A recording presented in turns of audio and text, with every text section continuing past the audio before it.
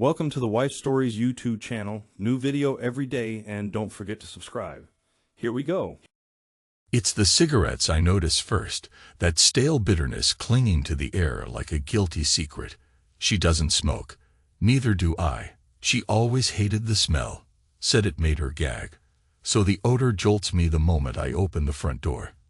I stand there, groceries cutting into my palm, trying to figure out if there's a logical explanation. Maybe someone came to fix the kitchen sink, left a window open.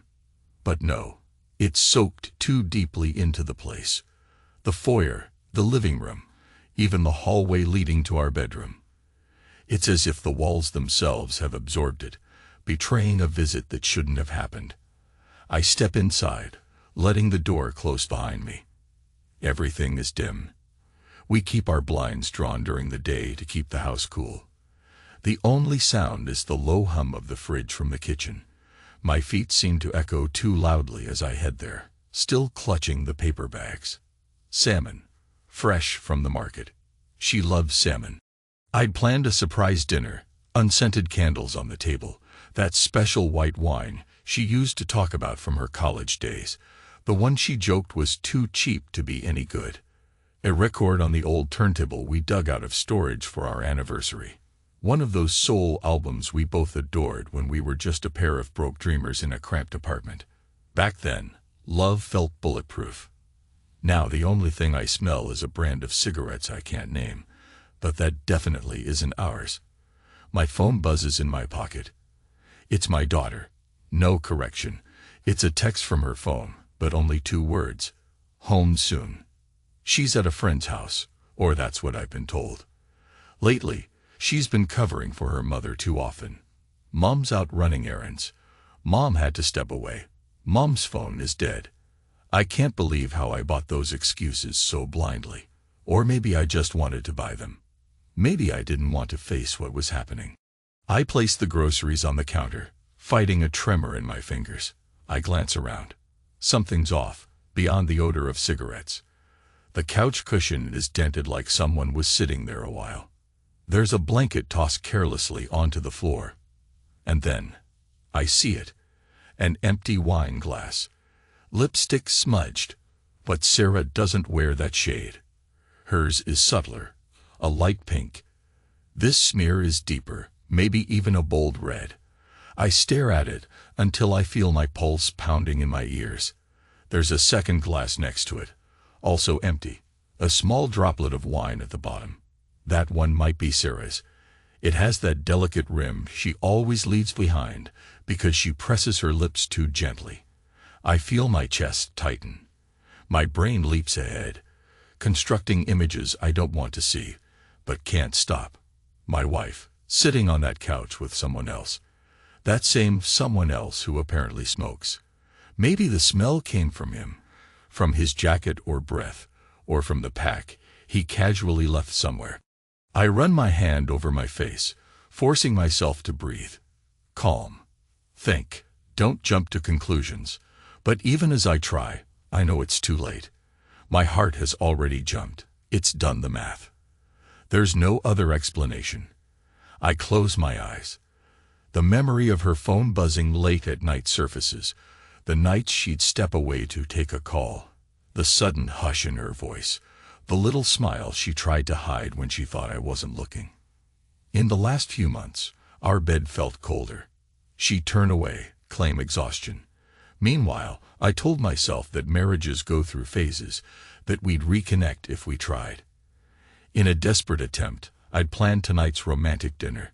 Salmon, her favorite white wine, unscented candles, because vanilla makes her sneeze, and the record from our college days.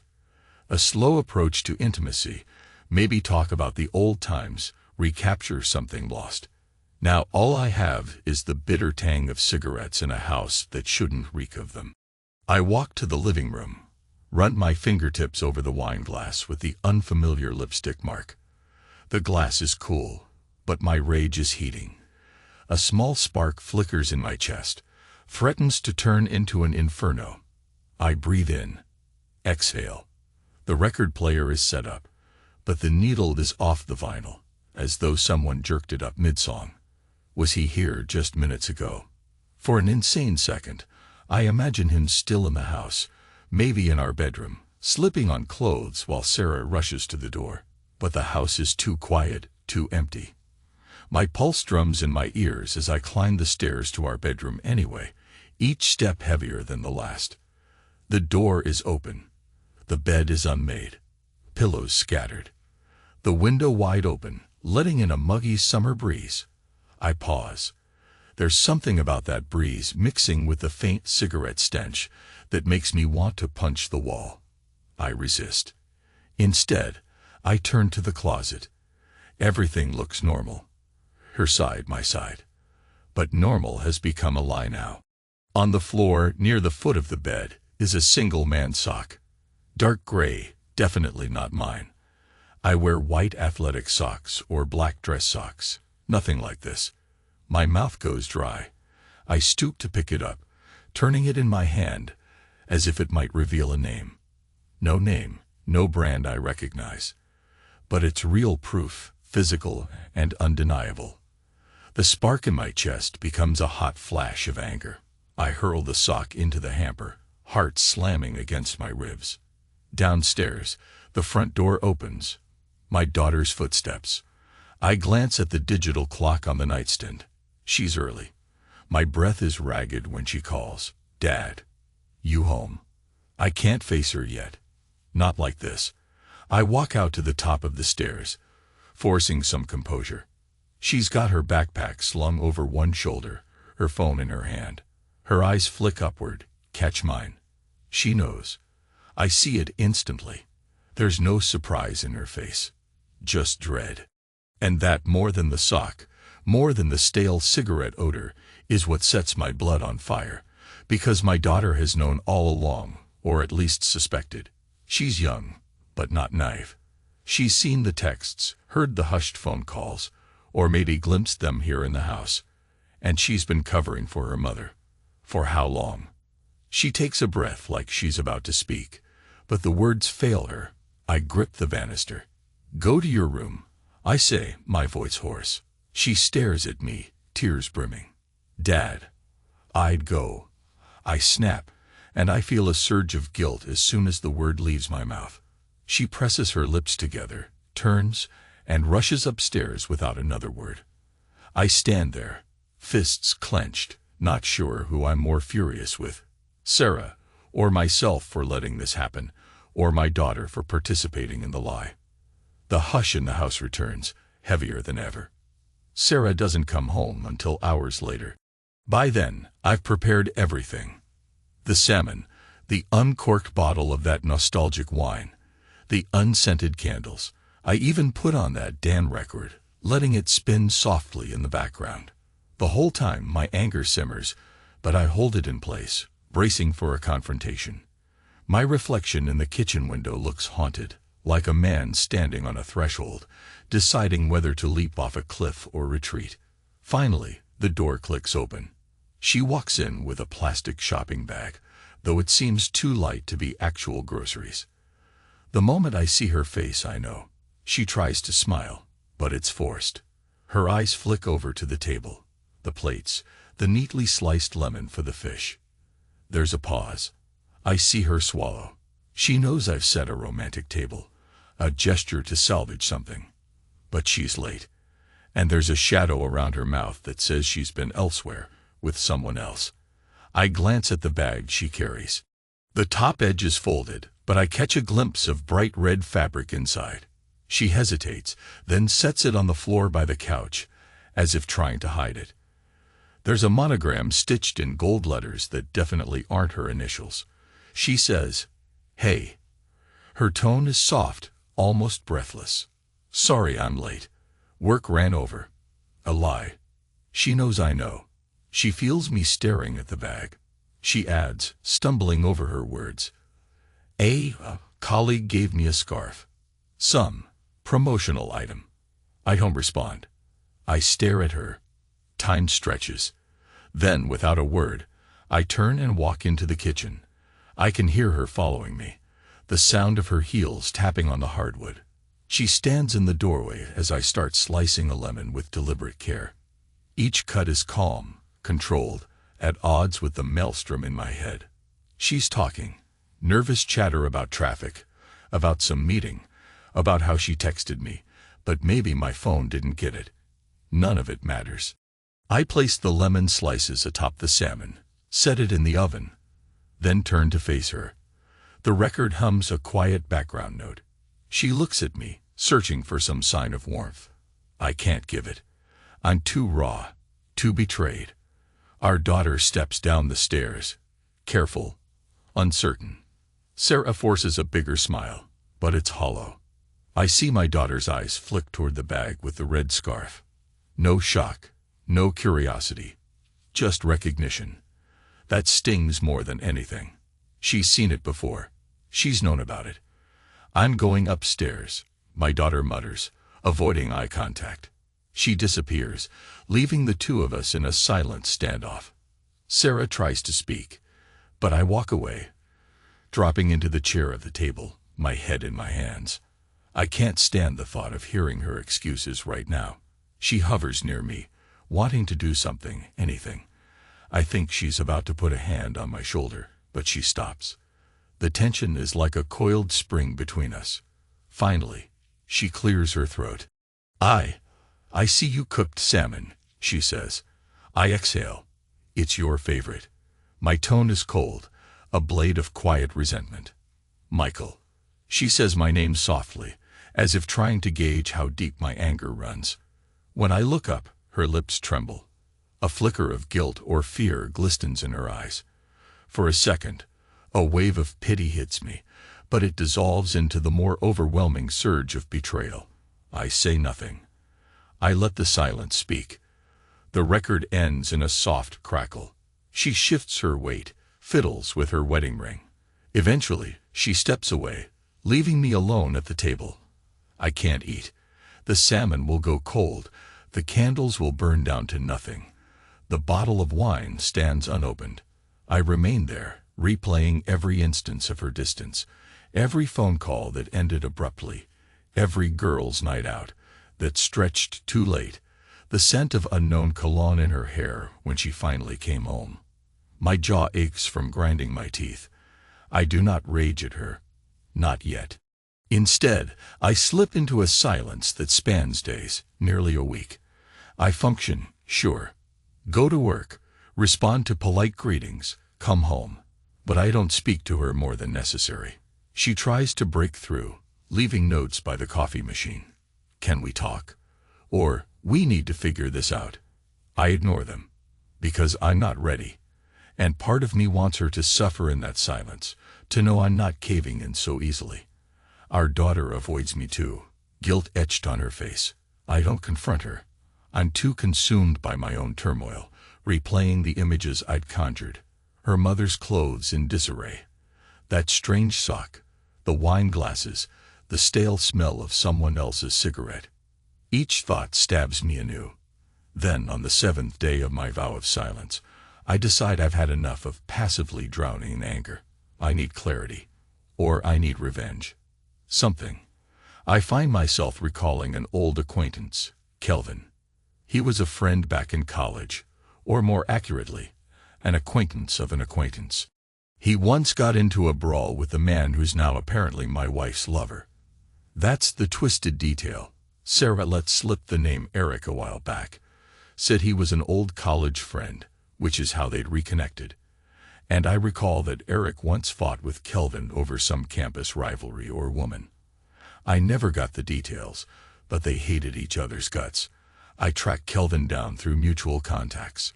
We meet in a rundown sports bar on the edge of the city. The place smells like spilled beer and fried food. Perfect for what I need.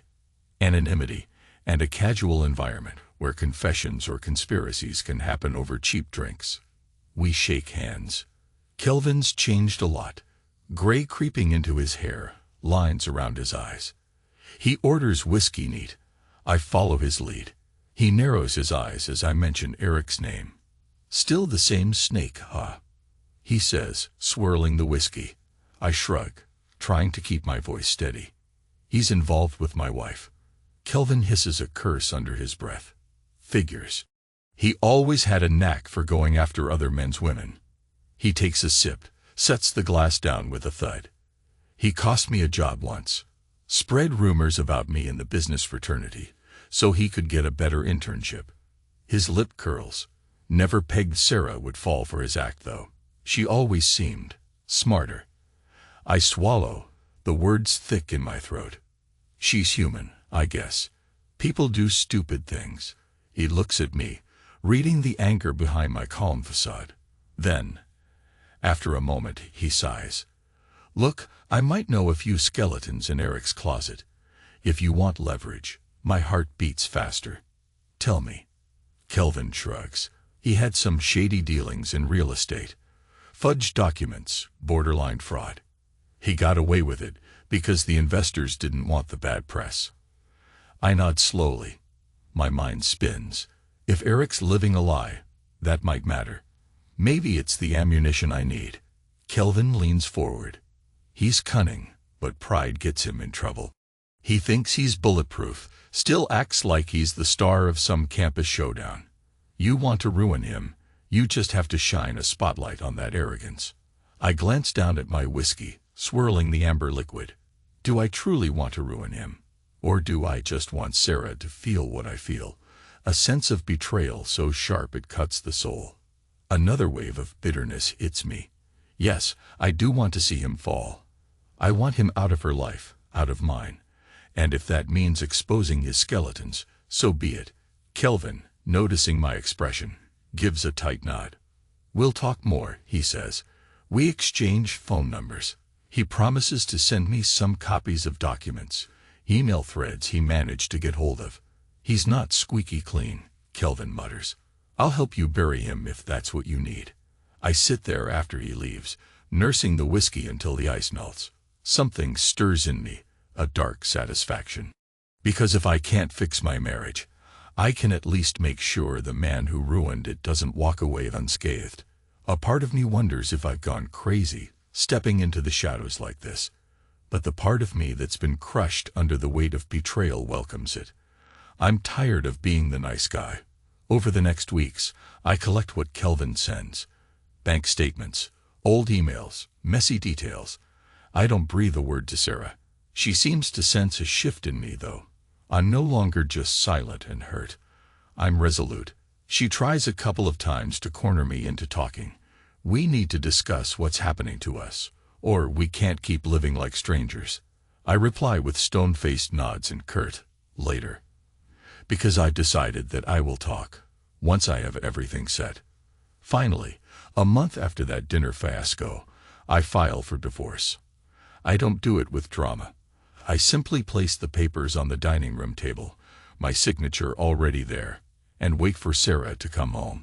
Our daughter's in her room, the door closed. When Sarah walks in, she sees the papers immediately.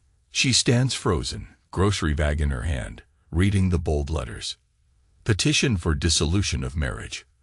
A single tear slides down her cheek. She sets the bag on the floor. You're serious, she whispers. I watch her, my chest tight. Yes, I say, my voice calm. I am. She steps forward, trembling. Can't we talk? I sigh, a slow exhale that deflates the last illusions. We had months to talk, Sarah. You chose him. Her face crumples. I stare, unblinking. Then I turn and walk away. No screaming, no fighting. Just a clean break. In some corner of my mind, I wonder if this is the moment I'm supposed to break down, beg her to repent or rage at her. But I feel hollow, used up. My decision is final. Our daughter cries that evening, but not for me. I see it in her eyes. She's worried about her mother, about what happens to them, how the world will judge Sarah. That stings. Part of me hates the pity in her tears. Another part is grateful she still loves her mother despite all that's happened. Families are complicated like that. Days later, I confront Eric directly. Not with fists, not in person, but with an email that includes certain attachments. The questionable dealings Kelvin uncovered. My note is simple. Stay away from my family. Or these go public. I don't sign it. I'm not that knave. He'll know exactly who it came from, but let him stew in the knowledge that I can ruin him. I want him looking over his shoulder, uncertain which move I'll make next. Even if Sarah and I are finished, I won't let him walk free without some fear in his gut. He must have said something to Sarah, because she shows up at my new rental apartment a few days later, eyes rimmed with red, voice trembling. She begs me to reconsider, to think of our daughter's future. I say nothing. I just stand in the doorway, letting her voice crash over me like a wave. She's not wearing her wedding ring. I notice that. She's wringing her hands, repeating how sorry she is, how confused she was. It falls on deaf ears. She tries to hand me the red scarf, as if returning that symbol of infidelity will fix anything. I gently push it back to her. That belongs to him, not me, I say. Then I close the door. The next time I see her is about a week later. She calls, says she's signing the papers. Our daughter is home from school, so we agree I'll come by the house in the evening. My stomach twists at the thought of stepping back into that place. But I need closure. I can't hide forever. The day is hot and humid. The sun is setting by the time I pull into the driveway. I see her car, the blinds drawn, like they always were. My chest tightens as I walk up the porch steps. I open the door without knocking. The living room is still. The couch, the coffee table, the same photo frames. But they feel foreign, like I'm walking into a memory that no longer belongs to me. She sits on the couch with a pen, and the divorce papers in front of her.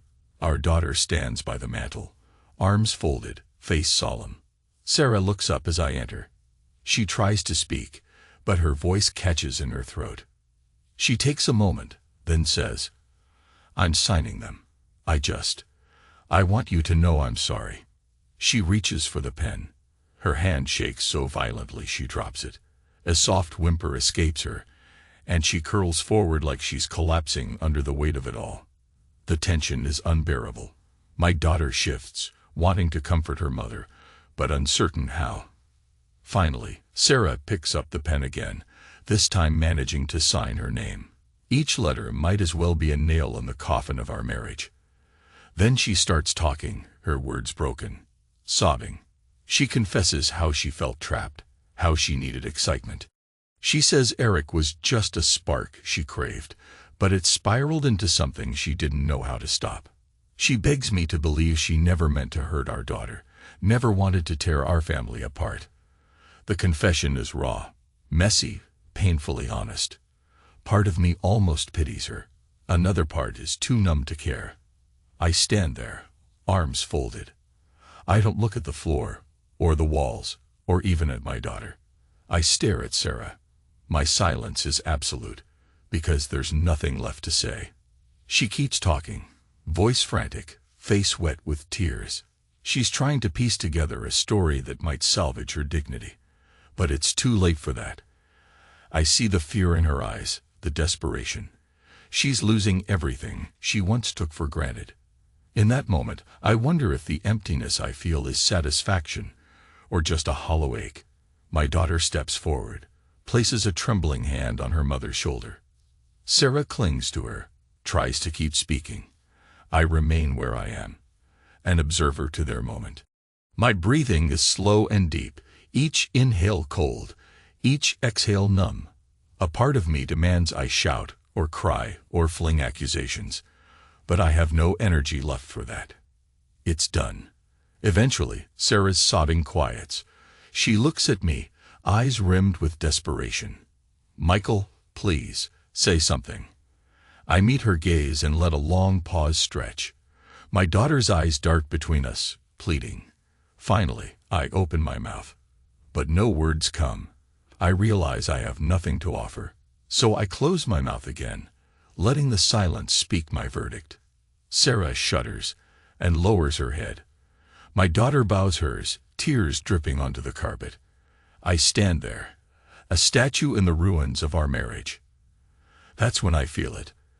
A twisted sense of power. Her apologies, her breakdown, her raw, unfiltered regret. It's all happening in front of our daughter, who always saw her mother as strong, put together. Now she sees a broken woman, unraveling, begging for forgiveness. Part of me is ashamed that I find any satisfaction in it, but it's overshadowed by a darker, deeper relief. The truth is out, and it's crushing her. Good, because for too long, it crushed me. A neighbor's dog barks outside, the sound muffled by the closed windows.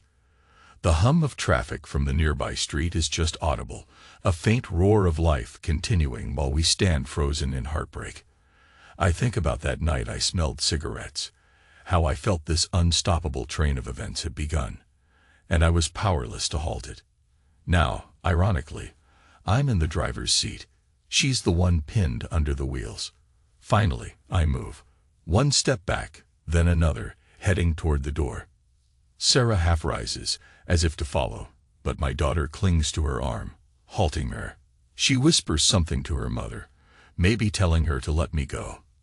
I don't hear exactly, but I see Sarah deflate, sinking back onto the couch.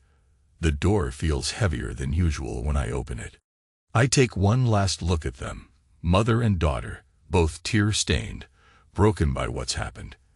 Then I close the door behind me, stepping into the warm dusk. The streetlights are just beginning to glow, and a slight breeze ruffles the trees overhead. I pause on the porch, uncertain for a moment. My legs tremble with pent-up tension. I'm free, I think, but I also feel unmoored, drifting. Who am I now, without this marriage? Without that identity I carried for decades, a husband, a father, the steady provider. The question gnaws at me. Part of the reason I held on to our marriage so long was fear. Fear of losing my place in the world. Fear of being alone. Fear of not mattering to anyone anymore. Now I stand here, divorce papers signed inside, the proof of her betrayal a fresh wound, yet there's a strange clarity to it all. I exhale, walking to my car. My mind flickers with all the memories. The day we got married, the birth of our daughter, the simple moments of cooking dinner together while the record played softly, and the more recent times when she kept her phone screen turned away from me, when I found that sock in our bedroom, that stale smell of cigarettes I still can't scrub from my senses. It all merges into one narrative that's over. I get in the driver's seat, close the door, and rest my forehead against the steering wheel for a moment. My shoulders shudder once, twice, with a silent burst of grief that's almost like laughter. Or maybe it's both. Pain, relief, regret, vengeance. A complicated mix that doesn't offer easy closure. But I still start the engine and drive away. Life after that is quiet. My daughter stays with her mother most nights. The divorce attorneys handle the rest. I avoid asking too many questions about how they're doing. It's easier not to know. Meanwhile, I keep my job at the paper, though I write less about family life and more about the world outside my door. Something about focusing on external events helps me heal. I follow up with Kelvin once. He says Eric's gone off the radar at work, apparently spooked by the potential fallout of the documents I had on him. He's scrambling. Kelvin says with a grin I can almost hear through the phone. You rattled him good. Maybe that should fill me with triumph, but I feel only a dull acceptance. Let the bastard sweat. It doesn't change what happened, but it keeps him from fully enjoying his so-called prize. Sarah tries to meet me a few times more, calls me from unknown numbers, or shows up at my office building. The last time, she stands in the lobby, teary-eyed. I see her from across the marble floor, my heart giving a painful twist. We lock eyes. She starts to approach, but I hold up a hand, shaking my head. I can't do this. Not now, not again. Maybe never. She halts, hugging her purse to her chest, and I see fresh tears begin. She mouths something. Maybe, I'm sorry. Then I turn and leave. In the following weeks, the final legal steps are hammered out. The day comes when I sign the last document, finalizing everything. My daughter calls that evening, voice tremulous, says she feels guilty for not telling me sooner. She confesses how she saw them, Eric and her mother, one afternoon when she came home from school unexpectedly. She spares me the details, but I hear the humiliation in her tone, I close my eyes, letting that image slash at me. My anger roars back to life, not at my daughter, but at Sarah for dragging her into this adult mess. I comfort my girl as best I can. I tell her I love her. She sobs, promising to visit me soon. I stand by the window after hanging up, gazing at the city lights, a swirl of neon and traffic. My reflection is superimposed on the glass, a man who's lost a piece of himself. The next morning, I wake to a strange emptiness, but also a sense that I can breathe again. Days turn into weeks. Work demands my focus.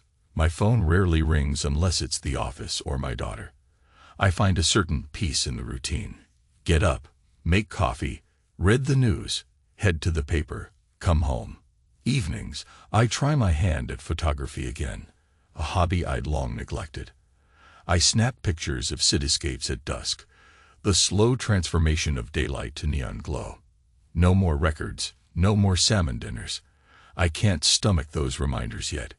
One night, I'm sitting in my new living room, bare walls, minimal furniture, and I'm struck by a realization. I'm living in a kind of emotional vacuum. Everything that once shaped me as a man, my wife, our shared home, the routine of family life, has been ripped away. And yet, I'm still here. I run my thumb over the scar on my left index finger, a childhood relic, reminding myself that I've survived pain before. This is different, deeper, but it's survivable. I recall the final scene in the old house, her broken voice, the look on our daughter's face, my own fierce silence. That moment replays in my head. Did I do the right thing, letting her crumble like that? A flicker of guilt gnaws at me, but so does a sense of grim satisfaction. Because sometimes, in the face of betrayal, mercy is too easy an escape. Let her face the consequences. Let her see what happens when you break the vows you swore would be forever. Months later, on a chilly afternoon, I walk along the shore of Lake Michigan. The wind whips at my jacket, and the waves crash against the rocks. It reminds me of the times I fished with my father as a kid, how simple life seemed then. I close my eyes. The tang of lake water is sharp in my nostrils, displacing the memory of stale cigarettes that's haunted me since that first day. I feel a small pang of sadness, missing the illusions of a stable family. But illusions are illusions. Better to know the truth, no matter how ugly. My phone buzzes in my pocket. A text from my daughter. Can I come see you this weekend? I text back, yes. Anytime.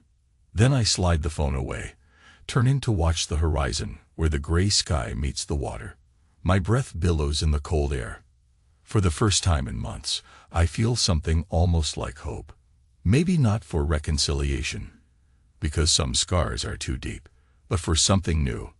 A new chapter, a new version of me. A man who survived betrayal, found his voice in silence, found his power in letting go. The wind rises, and I pull my jacket tighter, stepping off the concrete path toward the water's edge. My footsteps crunch on the scattered gravel, and I realize I'm ready for whatever comes next.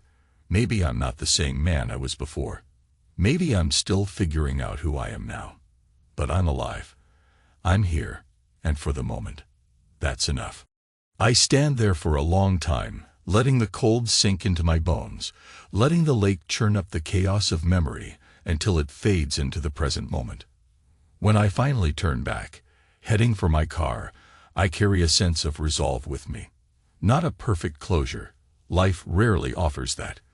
But the knowledge that I faced betrayal, stared it down, and came out on the other side. Behind me, the waves roll on, endless and indifferent, washing away footprints in the damp sand. I leave no lasting mark on that shore. Perhaps that's a lesson in itself. Everything fades. Everything moves on. And in time, maybe I'll fully let go of the rancid smell of cigarettes and the stale taste of regret. Maybe I'll find a new record to play in a new home with no lingering ghosts of the past. For now, though, I start the car, put my hands on the steering wheel, and take a breath. My chest still aches with the memory, but somewhere under that ache is the faint beat of a heart that refuses to quit. I drive home, The city lights flickering to life in the gathering dusk, an electric pulse that reminds me I'm not dead inside. And tomorrow, the sun will rise again, unstoppable in its brilliance. I'll rise with it. Someone else, someone older, someone battered but not broken. I don't know who I am entirely, but I know who I'll never be again.